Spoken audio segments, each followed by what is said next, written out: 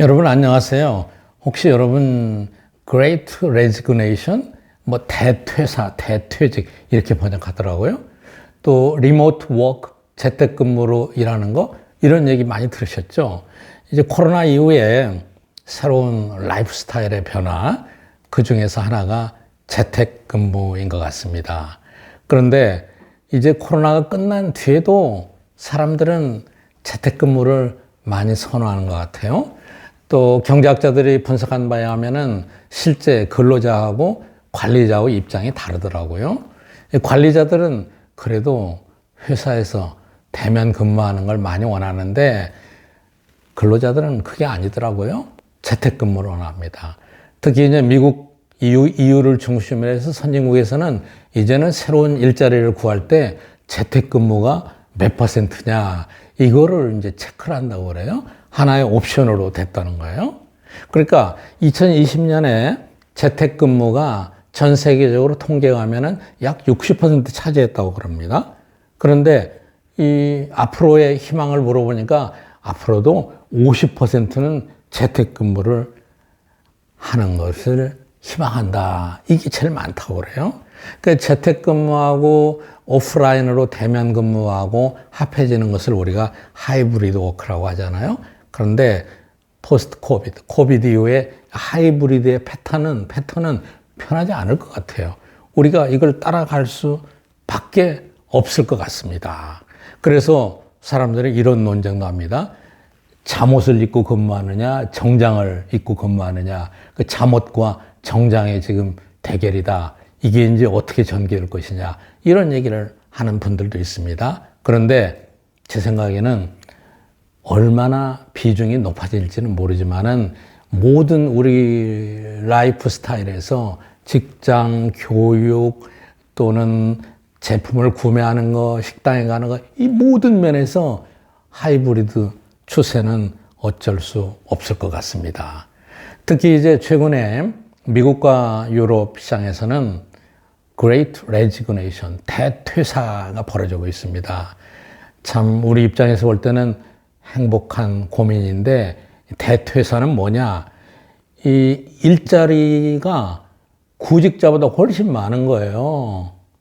여러분 일자리는 1000개 있는데 그 일을 찾는 사람은 500개밖에 없는 거예요. 그럼 일자리는 남아 도는 거죠. 사람들이 한 번 떠나서는 다시 직장으로 안 간다는 거예요. 왜 그러느냐? 미국 시장을 중심으로 분석한 건 여러 가지 원인이 있습니다.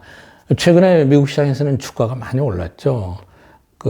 각 사립대학에서 운영하는 자산이 거의 뭐 한 40% 이상 늘었다고 그래요. 개인들도 많이 늘었겠죠. 그러니까 주식 투자로 사람들이 여유가 생겼대요. 그러니까 나 이제 더 이상 일 안 한다. 일찍 퇴사한다. 또 부동산 가격도 많이 올랐어요. 부동산 가격이 올라가면은 마음이 좀 느긋해지는 모양이죠. 더 이제 일할 필요 없다. 일 안 하겠다. 그리고 일해서 그거 몇 푼 받아봐야 뭐 별거 없다. 이렇게 얘기하는 거라고요. 그 다음에 이제 또 사람들은, 또 일보다 자기 라이프를 인조하는 걸 더 좋아한다 하는 경향이 항상 남아있는 거죠. 여기 오면은 여러분 넷플릭스에서 에밀리 인 페리스 이런 영화 혹시 보셨어요?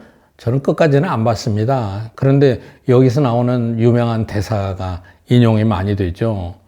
미국에서 프랑스로 간 사람이 있어요. 근데 프랑스에서 열심히 일하는 거예요. 그래서 프랑스 사람들이 이 사람을 보고 그러는 거예요. You live to work. We work to live. 너는 보니까 일하려고 사는 것 같다. 우리는 그냥 살기 위해서 일하는 거다. 살기 위해서 일하는 건 그렇게 열심히 안 해도 그냥 적당히 살 만큼만 일한다. 이런 뜻이 되겠죠. 그리고 또 이제 그 Great Resignation, 대퇴사가 벌어지고 있는 하나의 배경은 코로나를 겪으면서 사람들이 가족과의 시간을 더 중시하고 가족에 대한 가치, 패밀리 밸류에 대해서 다시 생각하게 됐다는 거죠. 아이들하고 부인하고 지내는 게 그런데 즐겁다 이런 거죠. 잠옷 입고 근무하는 게 훨씬 정장보다 편하다는 거죠. 또 재택근무 후에는 나는 이제 직장 가서 그냥 꽉 숨 막히는 데서 일하기 싫다, 일하기 힘들다. 이런 여러 가지가 결합이 된 거예요. 일종의 코로나 후유증이라고 얘기하는 사람도 있습니다.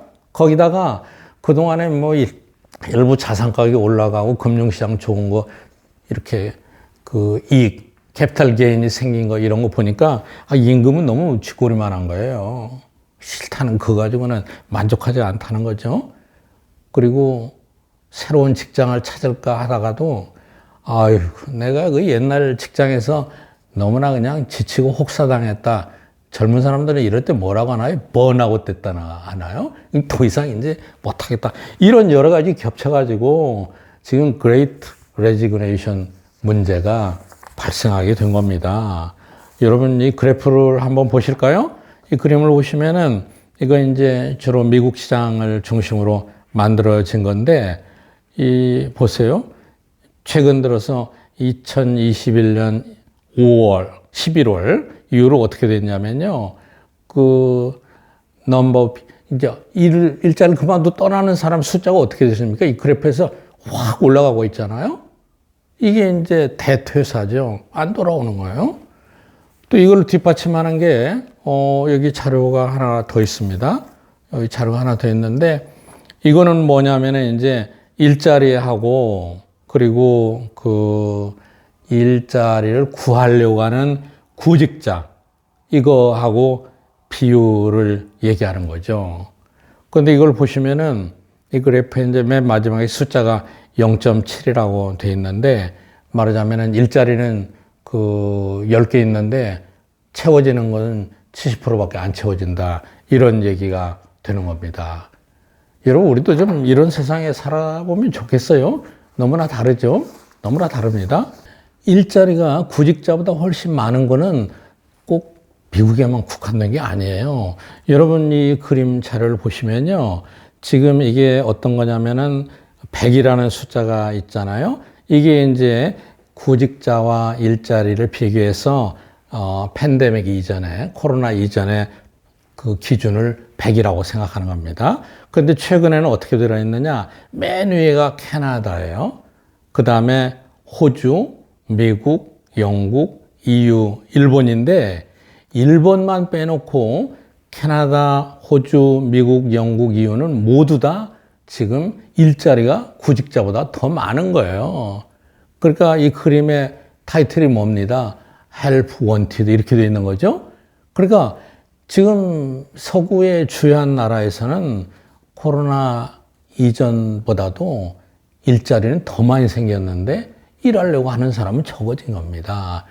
이 원인이 여러 가지 있습니다만은 경기도 좋아졌지만은 가장 중요한 요인은 대퇴사. 이제는 더 이상 일하지 못하겠다. 일하기 싫다. 이런 겁니다. 행복한 고민이죠.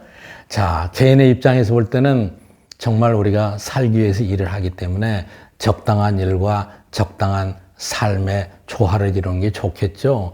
뭐 얼마 동안 여유 있게 자산을 모았으면은 놀고 싶은 사람도 있겠죠. 그런데 거시 경제적인 측면에서는 이것들이 모아져서 어떤 문제를 가져오느냐. 경제학자들은 여기에 또 고민하지 않을 수가 없습니다. 첫 번째 이제 재택근무가 드러나니까 사람들이 어떻게 해요? 집은 이제 침대만 있는 비즈니스 호텔이 아니라는 거죠. 편하게 지낼 여유 있는 집을 찾는 거예요.